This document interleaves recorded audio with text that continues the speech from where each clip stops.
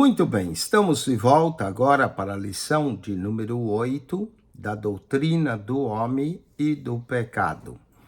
Nessa lição 8, nós iremos tratar a natureza do pecado. Esse é o curso da idade de Escola de Educação Teológica das Assembleias de Deus e vamos tratar então dessa natureza do pecado. Na última lição, consideramos o fato do pecado. O pecado é um fato. Embora seja incrível, existem algumas pessoas que negam a realidade do pecado.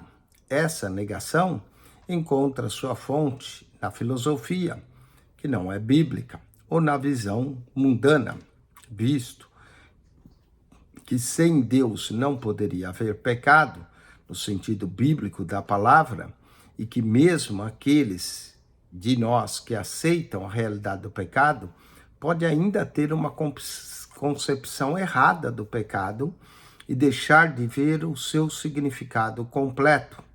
Agora, vamos discutir a natureza do pecado. O que constitui pecado? Como posso saber quando o pecado está presente em mim ou em minhas ações? Vamos ainda ver declarações gerais sobre a natureza do pecado, bem como o ensino bíblico sobre suas manifestações específicas. É nesse ponto que a doutrina do pecado se torna mais pessoal. Começaremos a ver claramente as maneiras pelas quais participamos do pecado. John Stott diz: a exposição de nosso pecado tem apenas um propósito: é nos convencer de nossa necessidade de Jesus Cristo e nos preparar para uma compreensão e uma aceitação de que ele oferece. 1971, página 80. Espero que essa lição nos capacite a identificar mais claramente a operação do pecado em nossas próprias vidas, para que possamos ir a Deus com mais segurança e rapidez para encontrar o perdão, a misericórdia e a purificação.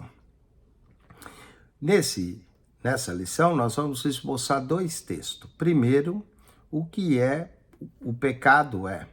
E segundo, termos bíblicos para o pecado. Vamos ao texto 1. O que é o pecado?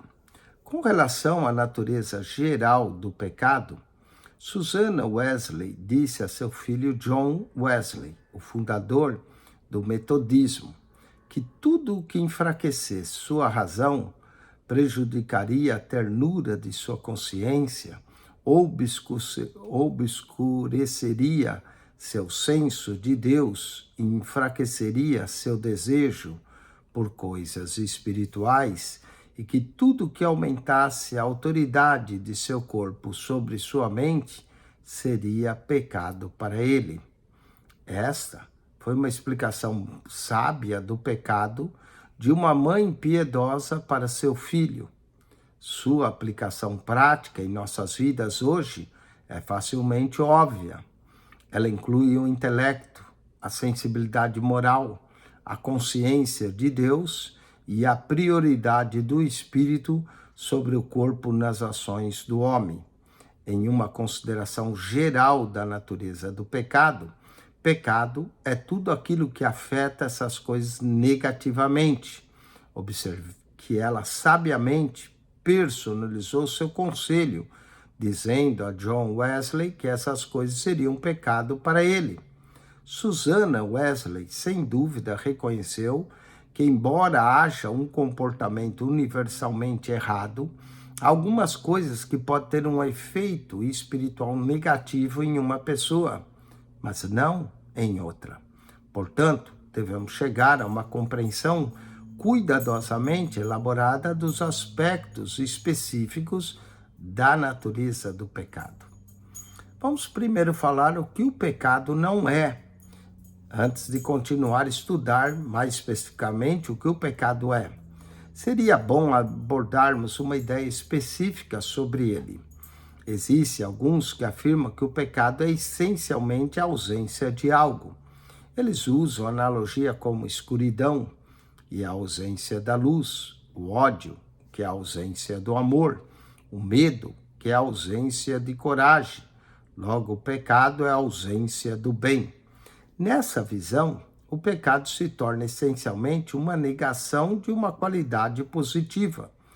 De acordo com as Escrituras, essa é uma visão muito restrita do pecado e basicamente incorreta, se a ideia for considerada literalmente. Certamente, quando a escuridão está presente, a luz está ausente. Quando o pecado está presente, o bem está ausente. Acho que a maneira obscura, Karl Barth apoia essa ideia sobre o pecado. Barth descreve o mal como sendo nada, posto que Deus não o criou. Ele diz que o nada não tem norma ou padrão, não pode ser explicado. Sabemos apenas que é inerente, hostil a Deus, porque ele não o criou. Por essa razão, diz ele, pode ser apreendido em seu aspecto de pecado, apenas como culpa, em seu aspecto de mal e morte, apenas como retribuição e miséria, mas nunca como um processo ou condição natural, nunca como um assunto de formulação sistemática. A Bíblia ensina, porém, que o pecado pode ser conhecido como pecado. O pecado não é um nada, ele é algo, ele é uma rebelião contra Deus. Pode ser conhecido e compreendido, mesmo a parte de seus efeitos. O pecado ainda é um tipo específico de mal. Atualmente estamos ouvindo muito falar sobre o mal, a demonização e a desumanização, coisas do tipo, mas muito pouco sobre o pecado. Dr. Karl Menninger chamou a nossa atenção para a necessidade de reviver a palavra em seu livro, Whatever Became of Sin? O que aconteceu com o pecado? Lembro desse relato de uma conferência de uma moralidade sexual era o assunto. Tanto ministros como leigos estiveram presentes. As expressões sexo pré-marital e sexo extraconjugal eram utilizados com frequência. Por fim, um homem idoso e perturbado e talvez enojado levantou e perguntou: o que é toda essa conversa sobre sexo antes do casamento e sexo extraconjugal? Não queremos dizer simplesmente fornicação e adultério? Precisamos entender que usar palavras menos incômodas para se referir a ações pecaminosas não vão deixar de lado a realidade do pecado. Podemos reduzir o aguilhão externo do pecado com eufemismos, mas o veneno está lá e está causando o mesmo dano. Pecado, por qualquer outro nome, é igualmente mortal. Falemos agora do caráter absoluto do pecado. O pecado tem uma qualidade absoluta que precisa ser compreendida. Isso significa que se algo é pecado, não apenas é parcialmente, é totalmente pecado. Na esfera moral, a diferença entre o bem e o mal é absoluta. Não existe pecados cinzentos, não há um terreno neutro. É como dizer que todas as bananas são bananas. Elas não podem ser cocos ou, ao mesmo tempo, maçãs. Outra forma de ilustrar são métodos de compra e venda em várias culturas. No país dos Estados Unidos, o preço de qualquer coisa que compramos geralmente é fixo. Vamos à loja, vemos um preço, geralmente o pagamos, o que o vendedor pede. Em outras culturas, isso seria um desperdício de dinheiro. O comprador e o vendedor esperam negociar um com o outro. Quando se trata de pecado, não há barganha. Mas isso não significa que todos os pecados são iguais. Podemos ter também bananas, mas algumas maduras, outras verdes, bananas grandes, bananas pequenas, independente do tamanho da maturação, são todas bananas. mas não são iguais. Da mesma forma, devemos distinguir entre pecados verdes, pecados maduros, pecados grandes, pecados pequenos. Existem graus na intensidade do pecado. Em todos os lugares, a Bíblia assume uma posição muito séria em relação ao pecado. Não poderia ser diferente em vista da magnitude do sofrimento de Cristo.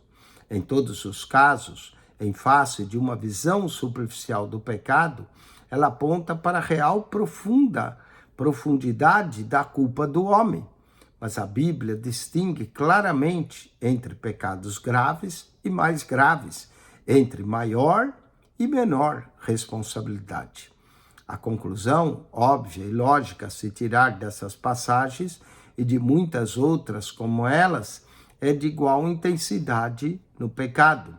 Maior luz, maior conhecimento significam maior pecado.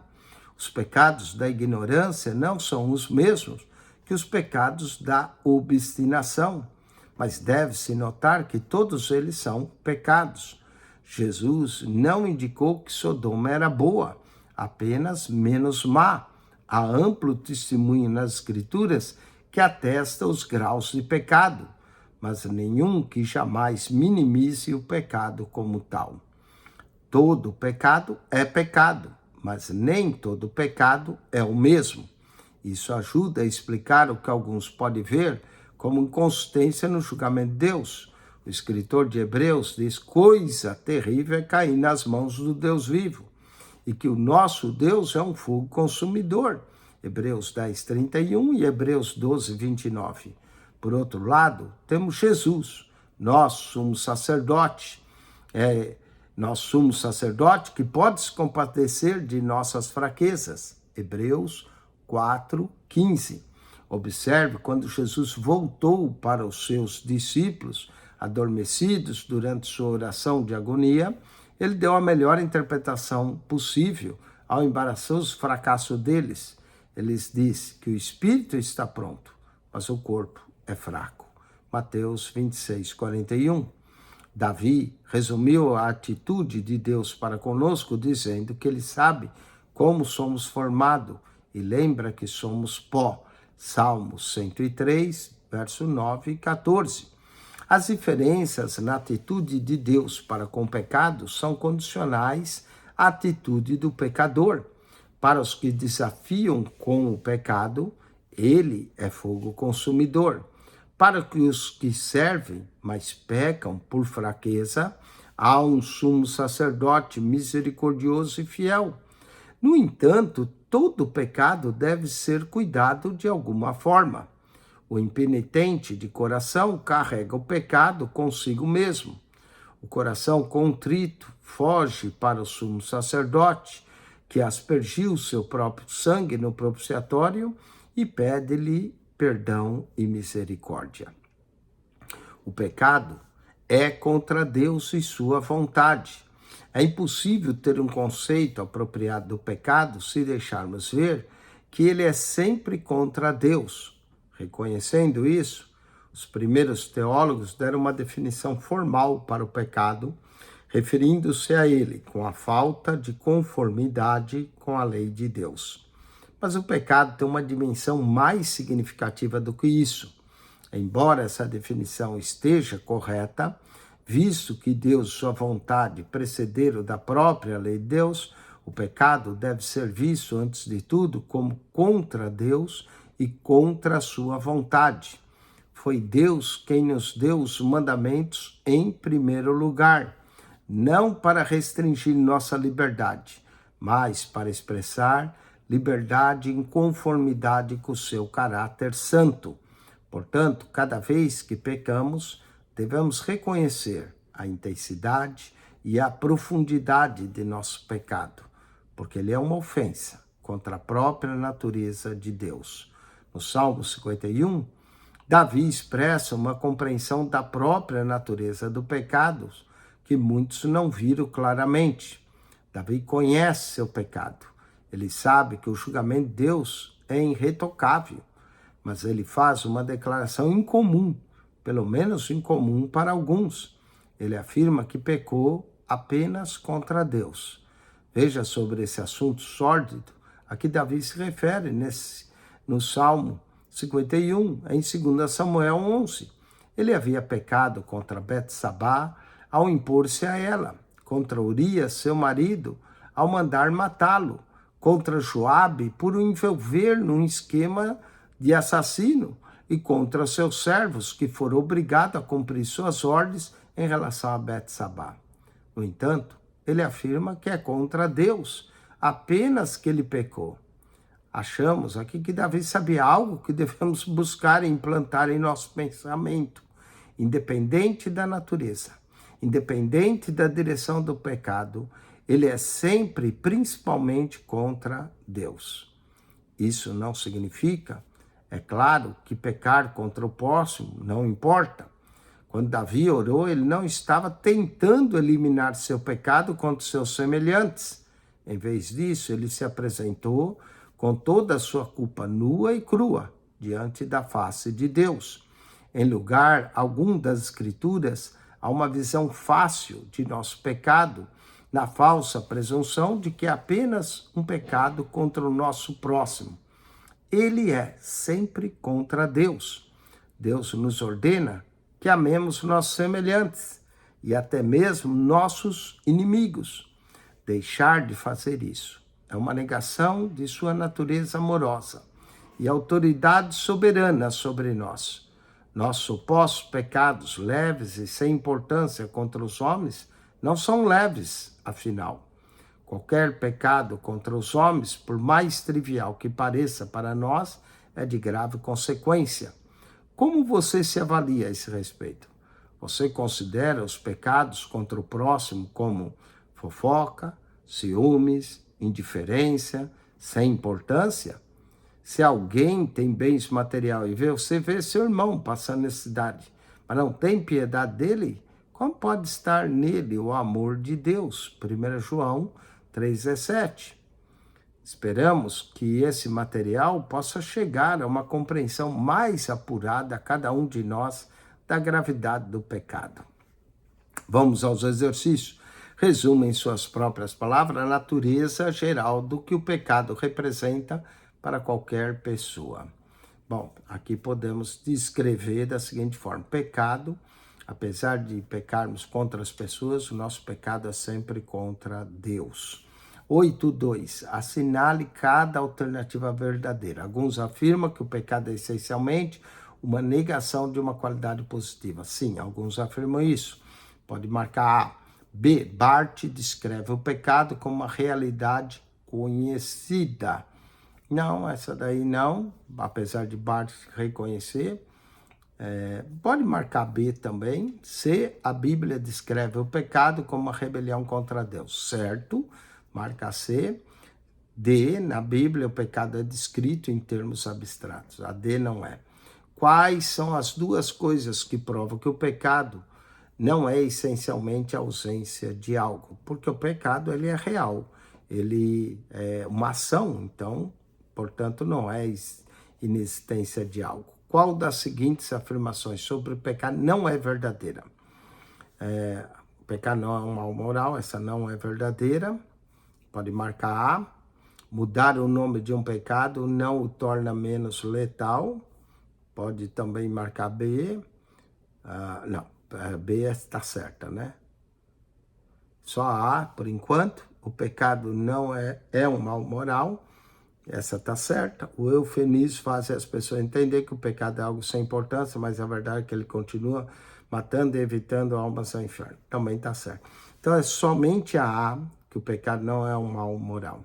Qual o tipo específico de mal que é sempre pecado?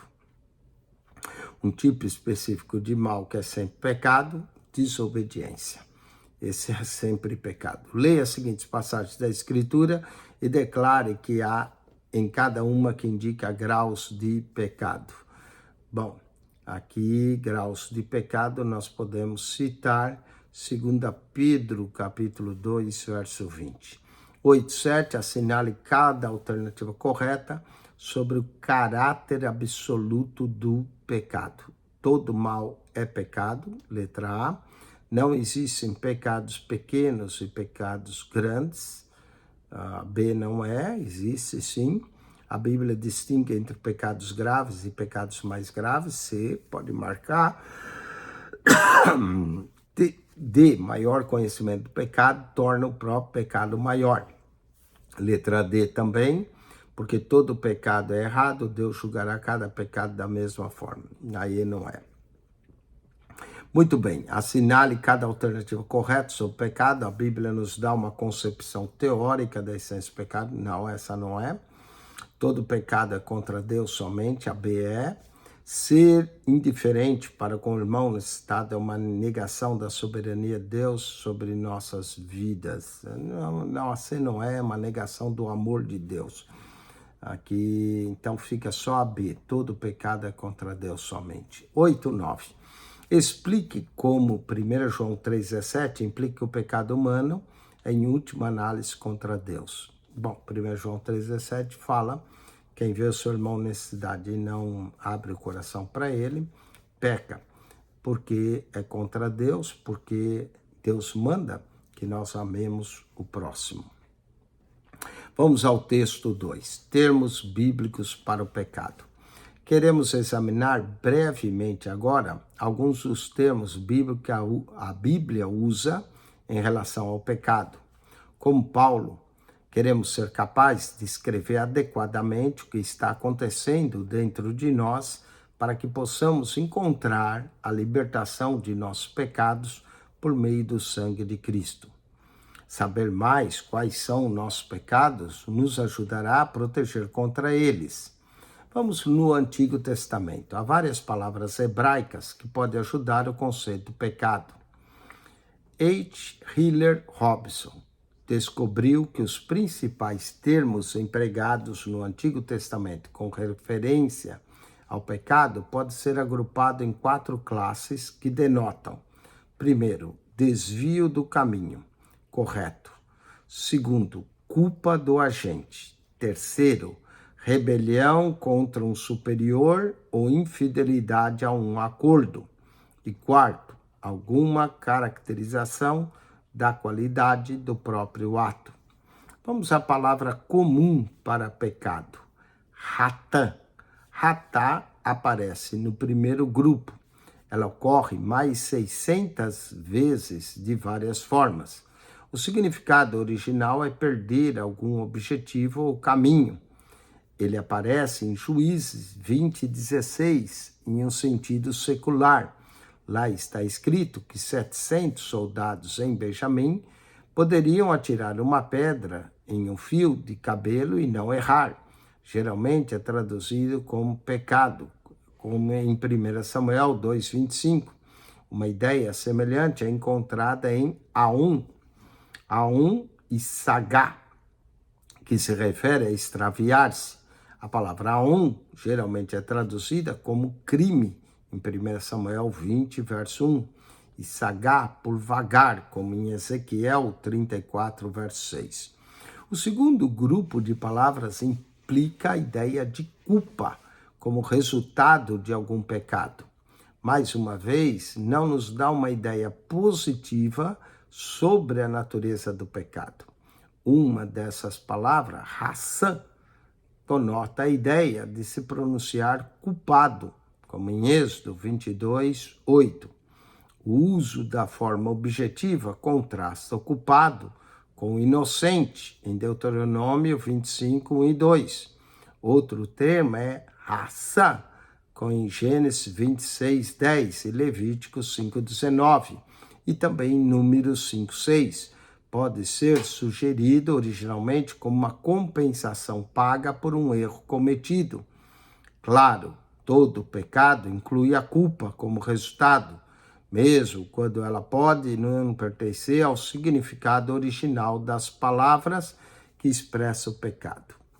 A terceira classe é a mais importante, porque produz uma ideia do pecado da rebelião. Por essa ideia, nos conduz ao longo da linha da história religiosa de Israel, no sentido específico do pecado em relação a Deus. A palavra mais comum e importante nessa classe é passã. A forma substantiva dessa palavra para pecado é geralmente traduzida como transgredir ou transgressão contra o homem, Gênesis 31, 36, ou contra Deus, Isaías 58, 1. A palavra é usada para se referir a um ato pessoal voluntário. A rebelião é considerada como uma autoridade superior de algum tipo. Outras palavras usadas para se referir à rebelião são maradá, segundo Reis 18:7, contra um rei humano, em Números 14:9, contra Deus. Mará, que em Deuteronômio 21:18, contra um pai humano, e em Números 20:10, contra Deus. Sarar, em Deuteronômio 21:18, contra um pai humano, e em Isaías 65:2, contra Deus. A quarta classe de palavras para o pecado inclui uma ampla gama de pecados. Eles são pecados como maldade, transgressão, mentira, engano, mal, injustiça, desobediência e assim por diante. Qualquer que seja o envolvimento de cada palavra na terminologia do pecado, se não envolver em última instância o pecado contra Deus, não seria um termo para pecado. Vamos ao Novo Testamento. Existem 9 palavras principais que aparecem no Novo Testamento para se referir ao pecado.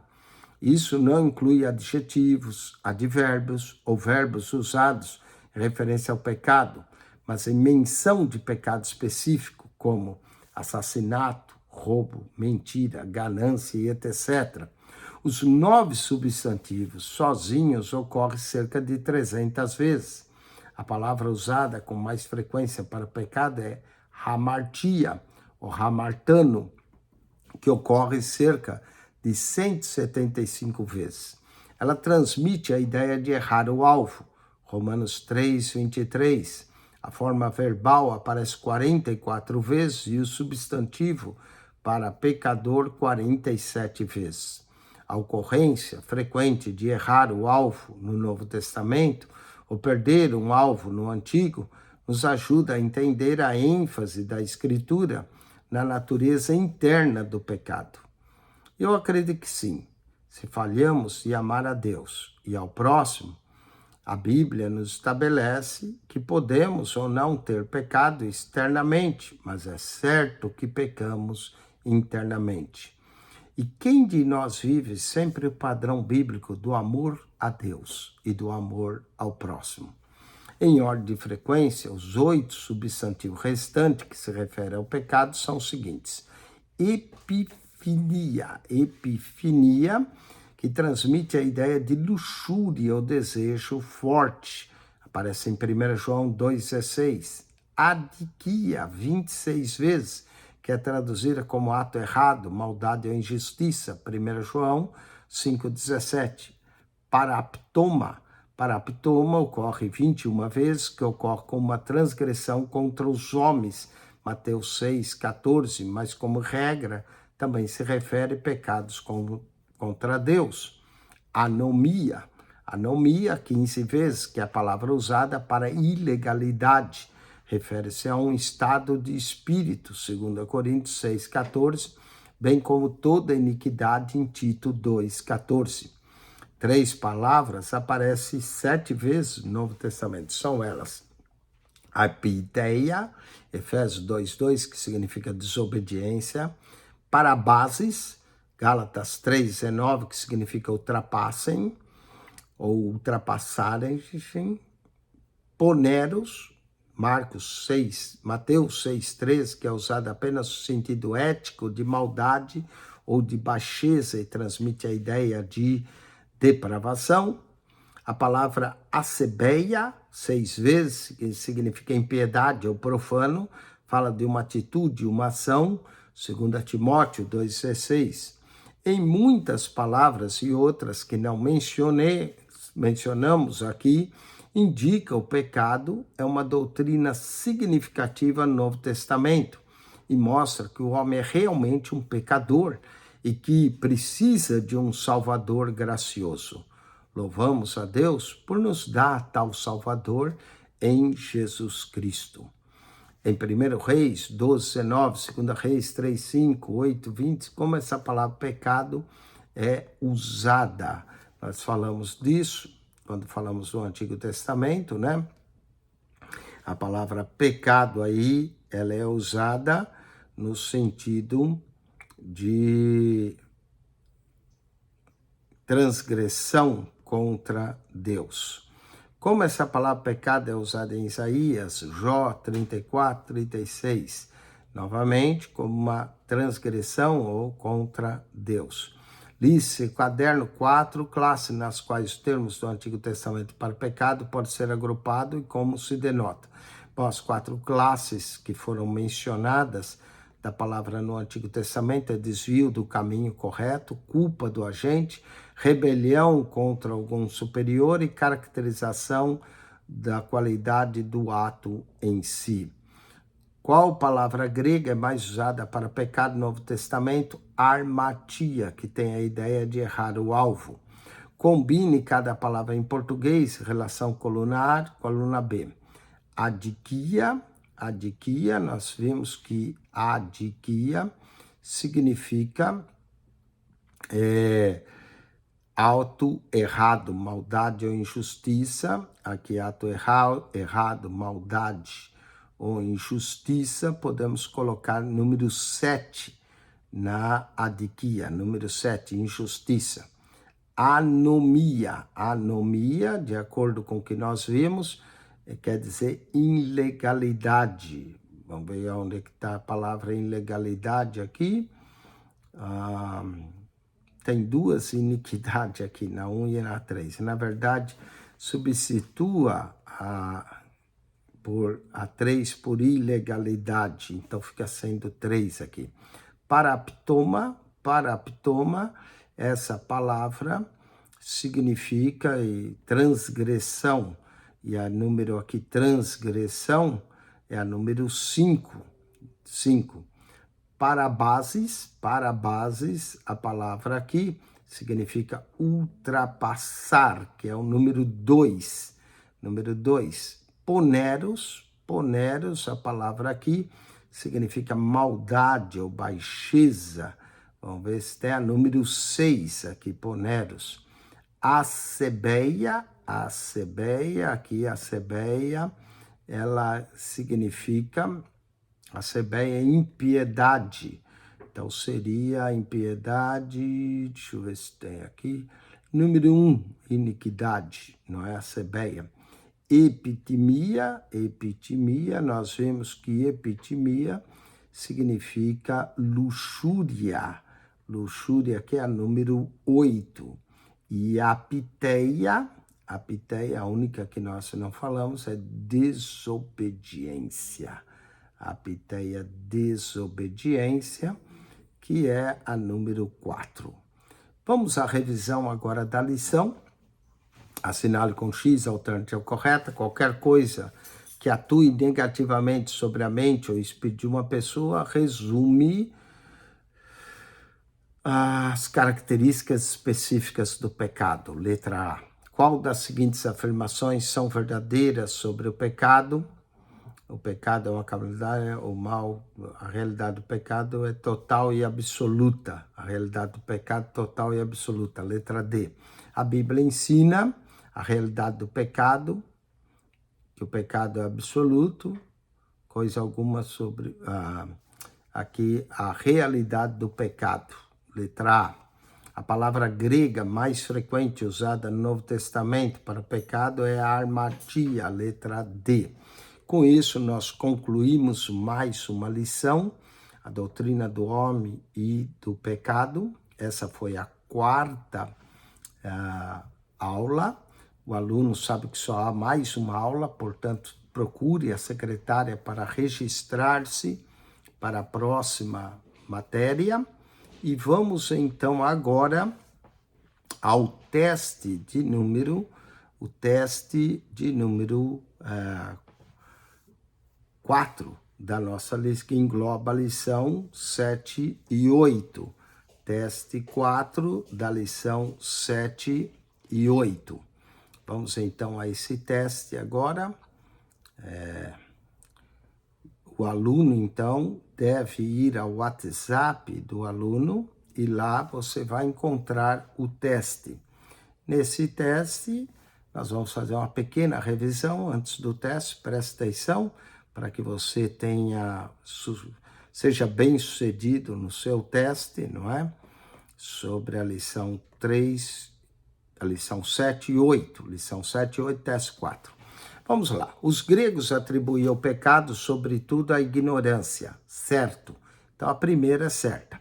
Segundo, o ateu prático nega taxativamente a existência de Deus, seja por palavras ou por escrito, errado. O ateu prático não escreve nada sobre isso, errado.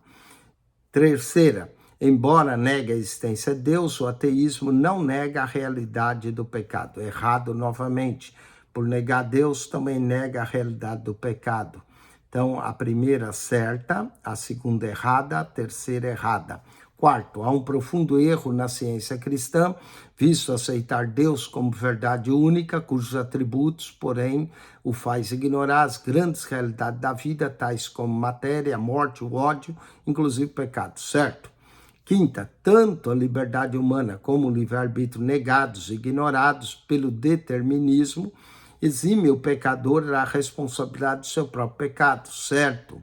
Sexta, o lastimável provérbio judeu registrado em Jeremias 31, 29, aponta o remorso e o reconhecimento dos judeus pela justa causa dos pecados de seus antepassados, ora impostos sobre eles, errado.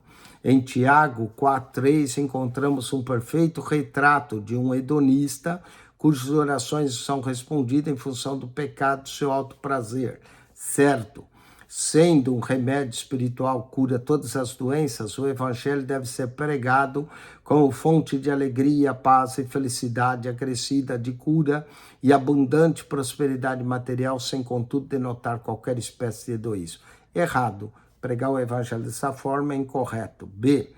9. O Novo Testamento expõe amplamente que a maioria das enfermidades sobrevém ao homem em função do seu pecado, como instrumento de correção da parte de Deus. Errado. Há muitas doenças que têm a ver com genética, não tem nada a ver com o pecado. Então, a 9 está errado. 10. Embora em função de sua base psicológica, a ênfase na teologia relacional aceita pela comunidade cristã desconsidera, no entanto, a gravidade do pecado por não vê-lo como transgressão da lei, mas simplesmente como rompimento em relacionamentos. Certo, a 10 está certa. A 11, o principal aspecto da vitória de Cristo no Calvário foi, sem dúvida, a reconciliação do nosso relacionamento com Deus. Errado, isso é o que a teoria relacional ensina. Errado. A vitória de Cristo na cruz foi sobre o pecado. Deus é santo, no entanto, as Escrituras só revelam sua santidade após em virtude da manifestação do pecado. Errado. Errado. A santidade de Deus nada tem a ver com o pecado. 13.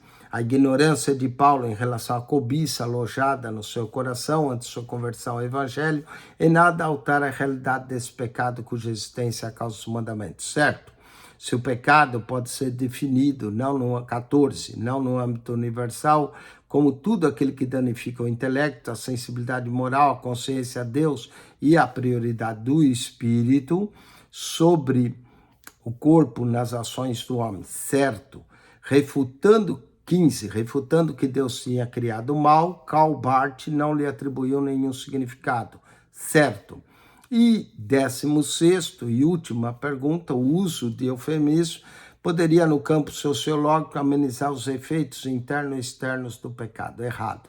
Nada minimiza o efeito do pecado. Errado. Muito bem, com isso nós concluímos mais uma aula. Se você não é aluno, mas assistiu a aula apenas para ganhar conhecimento, parabéns, continue assistindo. Se você deseja ser aluno, entre em contato conosco. Nós daremos acesso a você à plataforma do aluno, né, da ITAD, para que você possa ter acesso ao livro, às perguntas e respostas, e também daremos acesso ao WhatsApp do aluno para que você faça a prova e obtenha a sua avaliação. Assine o nosso canal, PR Eugênio Piacentini, o canal da Bíblia. Ao entrar no canal, clique na foto redonda, vai aparecer um menu, clique no playlist, ali você vai encontrar 228 pastas, com um total de 6.400 vídeos para você. PR Eugênio Piacentini, o canal da Bíblia. Essa foi mais uma aula do curso da ETAD. Semana que vem nós voltamos com a lição 9 e 10 e concluindo o livro A Doutrina do Homem e a Doutrina do Pecado. Deus te abençoe em Cristo Jesus. Amém.